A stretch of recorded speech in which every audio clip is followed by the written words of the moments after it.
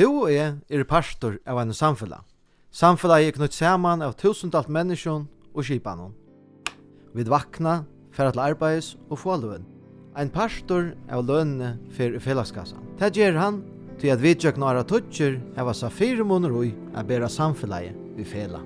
Og i januarflotsen halda vi at det sterskast å eia a bera tingst og byranar, at i okkara ruika lande eier ongen a liva og i fatakt. Såleis får vi öll a betre samfella at liva i. Ta vi gjer okkara skilto, kunne vi krevja okkara rett. Okkara rett til sjukrahus vi gjer, ta vi vera sjuk.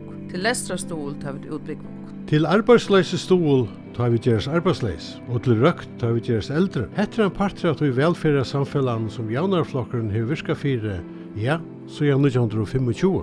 Velferden er ikke kommet av seg selv, og vi vil gjøre alt vi er ment til å være velfæra samfellet og menna til enn mer. Alle borgere skulle trygge sømmelig livekår, oansett ei kjenne eller frabrei. Öll skulle hava möguleika at liva et helsegott og virkje liv, og hava adgang til dyktargåa sjukovidger. Neiuv og hotell uiløva skal gjerast i dagstånar, folkaskolar, minnam, yrkesutbyggingar og i hakri utbygging og gransking.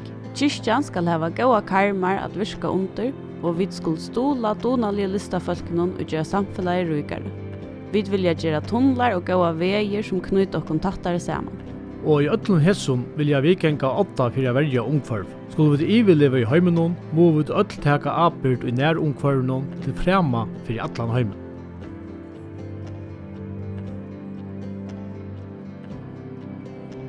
Hvarin samfelag vil tu liva i?